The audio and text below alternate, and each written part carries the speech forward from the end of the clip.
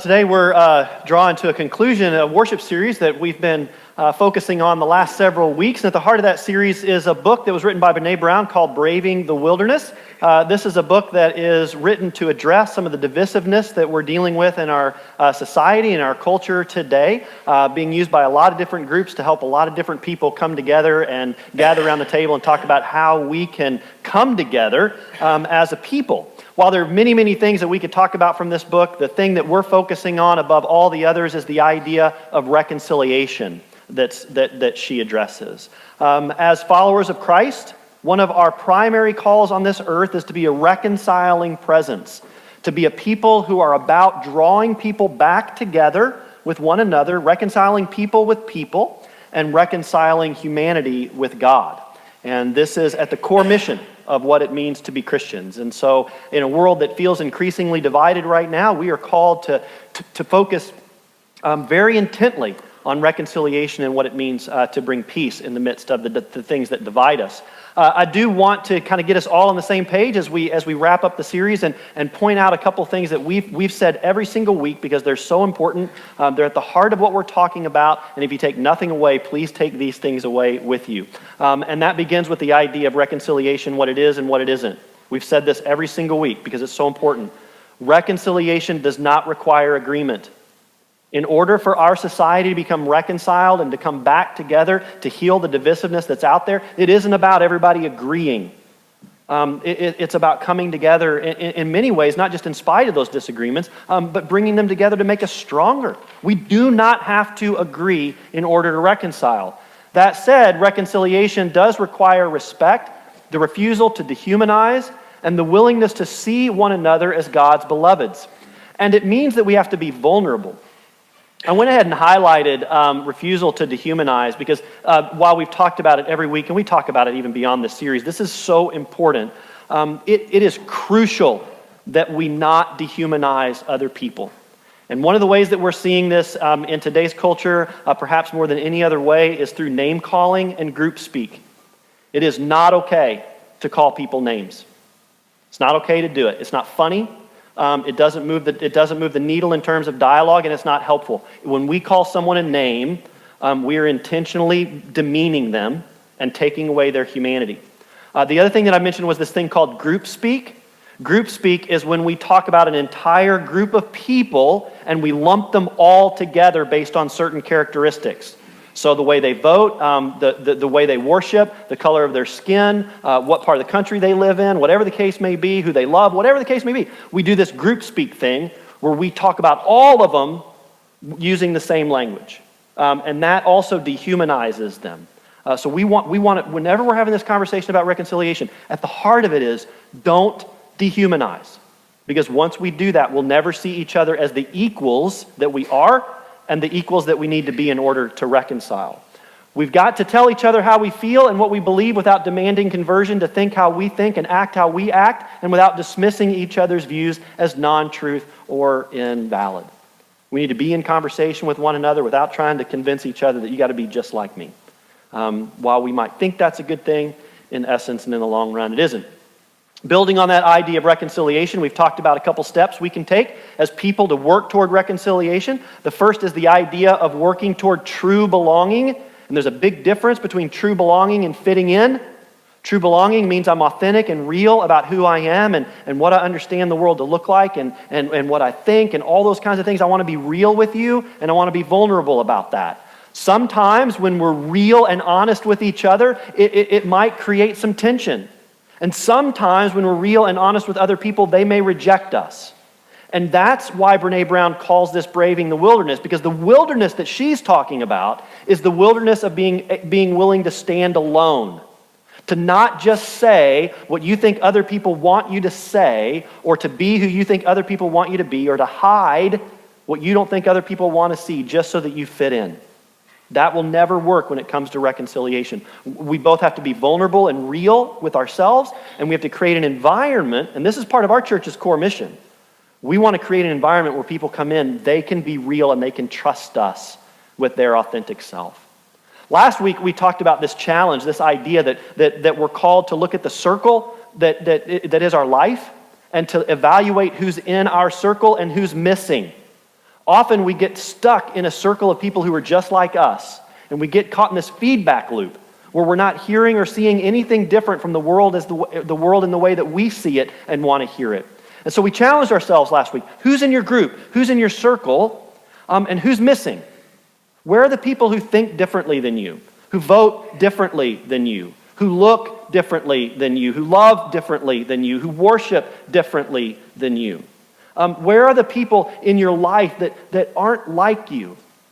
And one of the reasons that we want to bridge that divide and get to form and start forming relationship with what we might consider to be the other is what we learn and what Brene talks about is when we get up close to people, when we get to know them for who they are, they're really hard to hate. It's a lot easier to love people when you get up close to them. It's a lot harder to hate them when you get to know their story and get to know who they are. Well, today we're going to wrap up the series by talking about something that's super important, and we are never going to be able to reach full reconciliation according to Brene, and I think according to a lot of people, unless we're willing to do this. We have got to speak truth to BS. Now, Brene, in her book, she doesn't use the initials BS. Now, she uses the words BS, but since we're in church, I'm going to attempt to just use the initials. But I might listen. I just get going, and there's a real possibility, and maybe even a likelihood that the initials are going to become the words. And if that happens, I brought a swear jar. It's right here. I have my wad of cash. I want you to know that there's already $1 in here. I'm not the one who did it though. It was a church member, and that church member came up and said something, and then that church member cussed, and I said, $1. Get up there and put your $1 in there. And there's been some folks who said, but wait, I didn't bring any cash. And the answer to that is, you can give online. We will take your digital swear jar. Our keyboardist, Angie, I love this. She's ready to she said, I'm just going to go ahead and give in advance. $25. I got $25 swear credit, and then I can work against it, and I'm all good. So whatever it is, if we're all in this together, but there just might be a time where so far I've made it. The staff has a bet that I won't get through this service, so we'll see how it turns out. But if we're going to really reconcile, we've got to speak truth to BS. And in order to speak truth to BS, I think we need to begin by understanding what BS is and how BS is different from a lie. So this guy named Harry Frankfurt actually wrote a book about this, a scholarly book about this. Again, it also talks about BS, not using the initials, and that's the title of the book. But in the book, he really wants to point out the difference between lying and BS, because there's an important difference. A liar is disregarding the truth. So a liar knows what the truth is, but still speaks against the truth, just disregards it. So the liar knows what's factual, but says something that isn't with intention. Now, we do need to speak truth to lies. That's really important. But in a lot of ways, it's easier to speak truth to a lie, because when someone lies and we can hold up the fact that counters that lie, he or she is confronted with it. So if you disregard the truth and we hold up the truth as a reflective lens to you and say, no, no, no, you can say that all you want, here's the truth.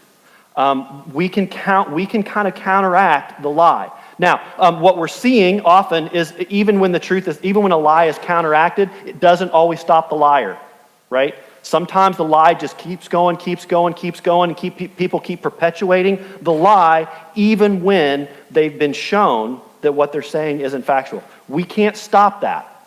People are going to do it. But what we can do by showing what the facts actually are is it gives people the opportunity to choose. Am I going to go ahead and buy in with the lie, or am I going to go ahead and accept the fact? What this Frankfurt guy says is that actually dealing with lies is not as dangerous as dealing with BS. Dealing with BS is really, really dangerous, because someone who is BSing, they have no regard for the truth. A BSer isn't worried about the truth or concerned about the truth or mindful of the truth in any way, shape, or form. So a BSer, they can just get out there and start talking, right? It doesn't have to be real or not real. They may be completely ignorant of the facts, but the BSer just goes on and does it anyway. And what happens is sometimes a person gets talking about something that they're fired up about, and whether they know what's going on or not, they get caught up in feelings and emotions. And so whether they have the facts, whether they know the facts or not, they begin to just talk about how they feel and what they think is right. And it is really, really difficult to counteract that because you can't hold up a reflective lens that causes the BSer to stop. Because they may not be speaking any truth whatsoever. Let me give you a couple of, here's a few years ago, I tried to reach out to someone who was BSing. And what they were doing is they were sending a message out to several people using electronic communication, right? And what they were sending out, it was just BS. And so I just wrote the person back and said, hey, I get the point you're trying to make, but it's BS. And it's not helpful to the dialogue, and I think it's important that we be real about that. This isn't the way we need to go. And we went back and forth a little bit, and finally the person just got real with me and said, here's the deal. It doesn't matter whether it's true or not. What's important is that people get to where I want them to be. Because where I want them to be is the right place.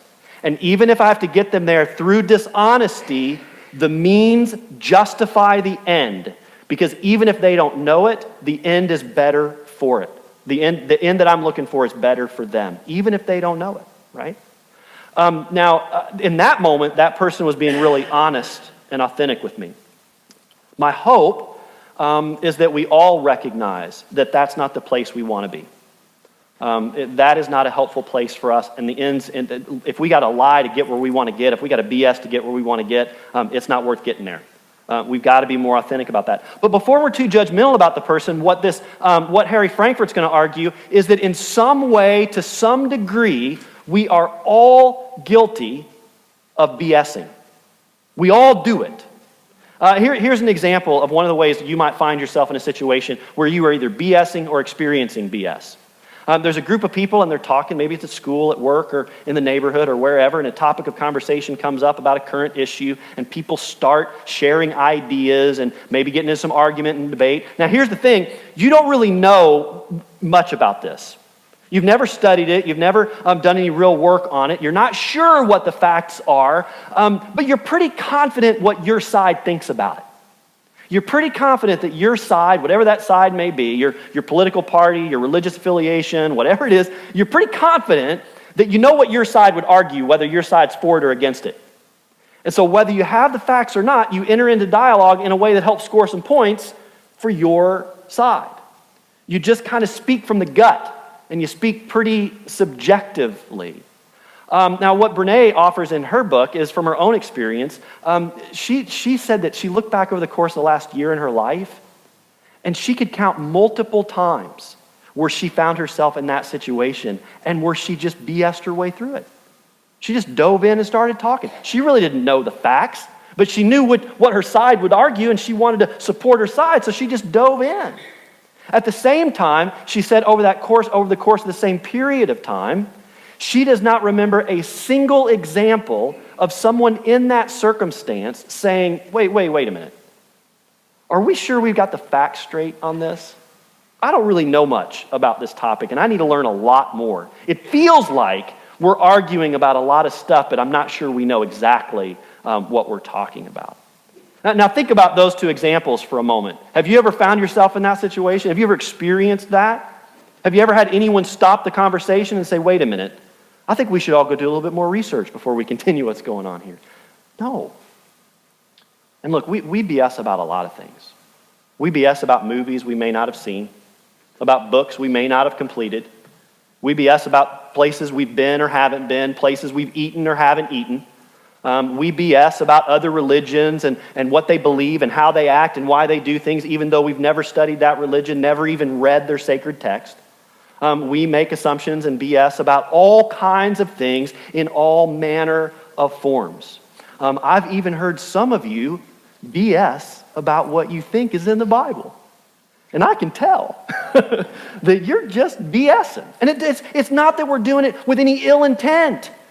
It's just that this is what we think and this is what we feel and this is what we believe to be right. And so we dive in and we do it. And one of the things that happens when we do that is we begin to create this binary reality where people are either with us or they're against us. They're either on our side or they're not on our side. And we start to develop this deepening divide about everything that we talk about. And there's no middle ground. So here's an example. In the 2016 election, the leader of my preferred party behaved in a way that I thought was unacceptable. I thought it was out of bounds, and I called it out. I called it out publicly in a pretty clear way. I got hammered by people on my team, just absolutely hammered. And what they were angry about was the fact that because I called out our candidate, I was somehow giving points to the other candidate. That by calling out the truth of what was going on with this candidate and trying to correct that, trying to correct my own team, they're like, you can't do that. Because even if it's true, if you do that, the other side is getting an advantage and we can't give them an advantage. You can't do that, so they're calling. Look, that is BS. That kind of thinking is BS. Here's another example, and I'm going to dig into some weeds here. I'm going to be vulnerable with you about the way I feel and have experienced this gun debate thing.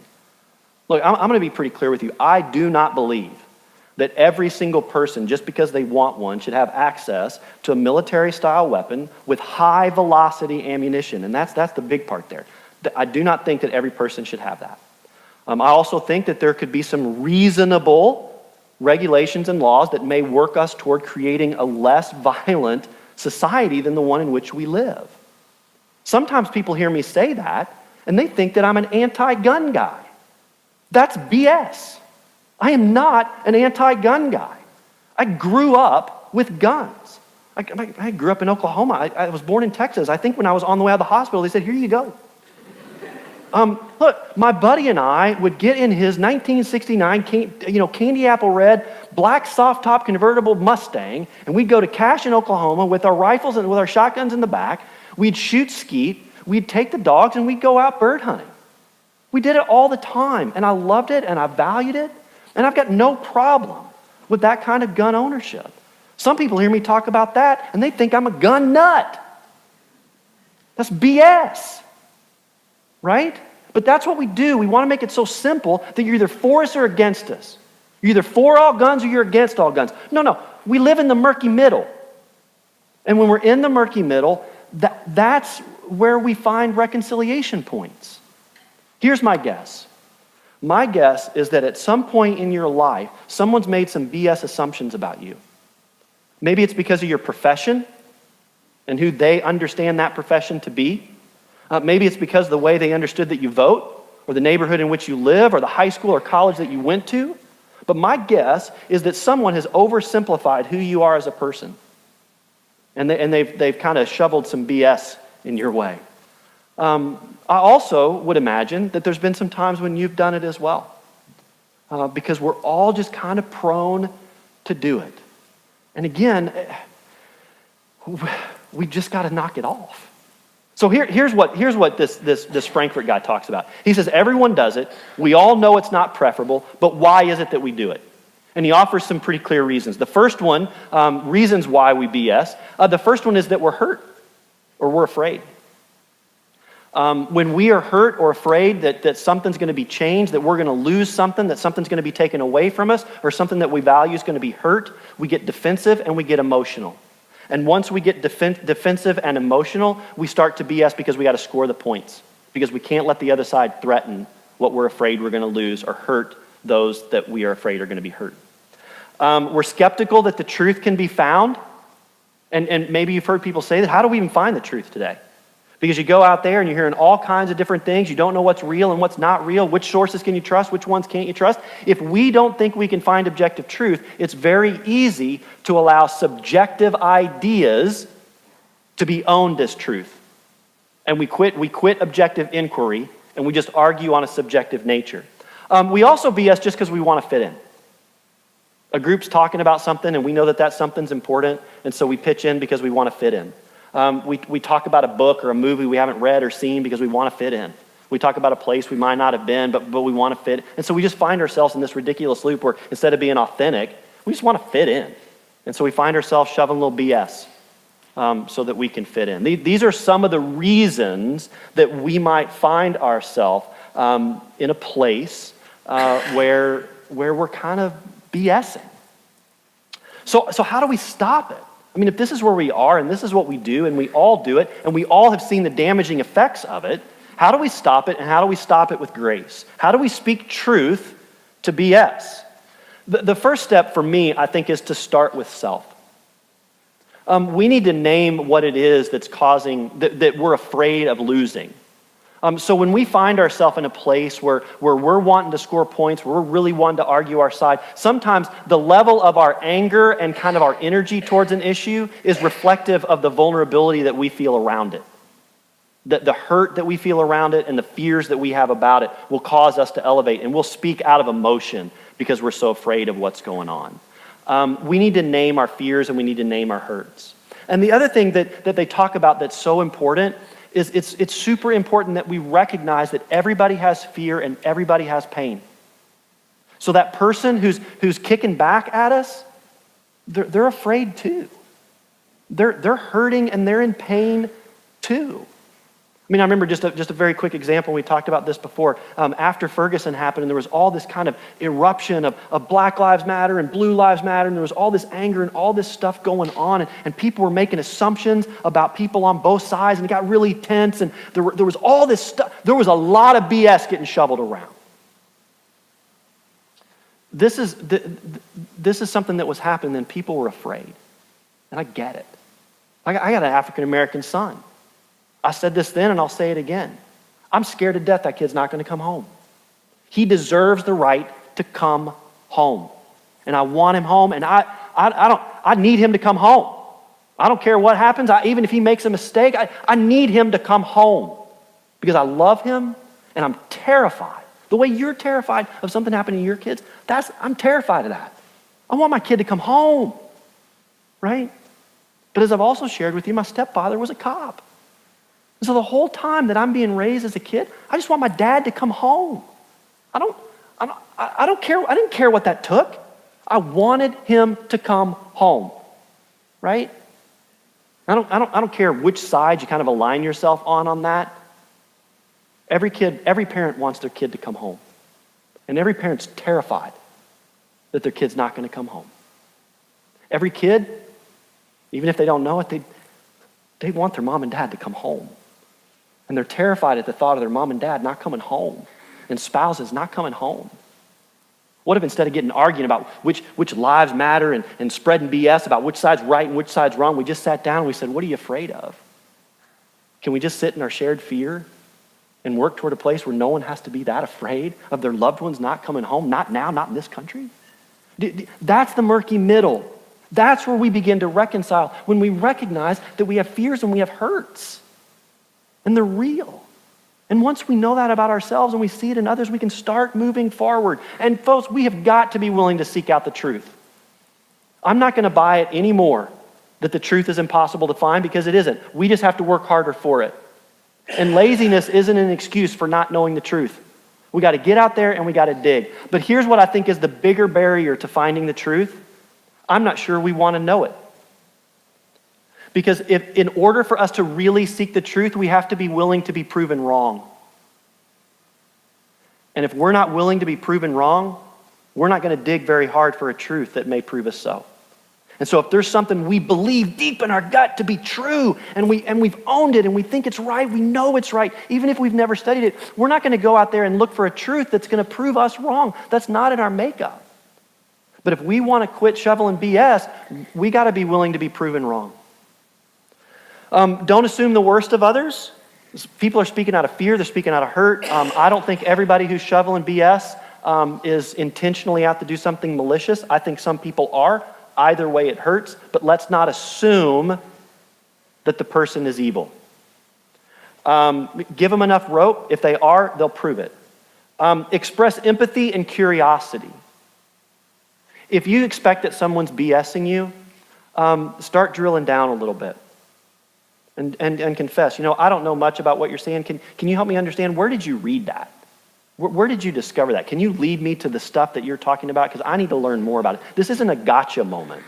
Show genuine interest and inquiry and ask them to tell you more. And as we do that with one another over time, we kind of start to pull back.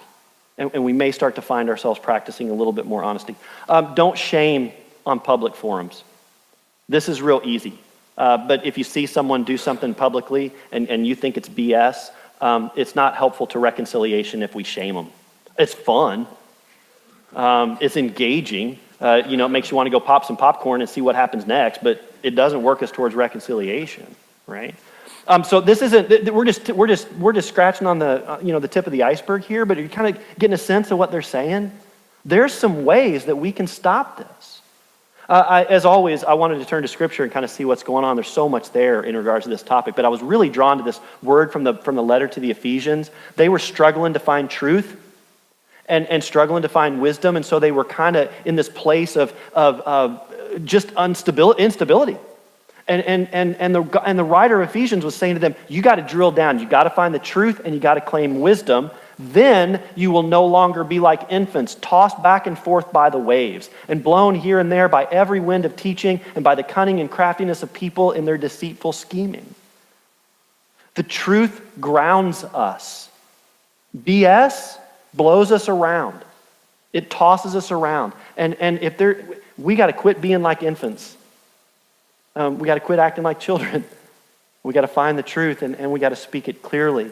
Don't let any unwholesome talk come out of your mouths, but only what is helpful for building others up according to their needs, that it might benefit those who listen. Get rid of all bitterness, rage, and anger, brawling and slander, along with every form of malice. Be kind and compassionate to one another, forgiving each other, just as in Christ God forgave you. I mean, if we just stuck to this, our society would be far more reconciled than it is now. I want to be really clear. I'm not advocating some kumbaya magic moment where we all just get together and pretend that everything's hunky-dory and it's all right. It isn't.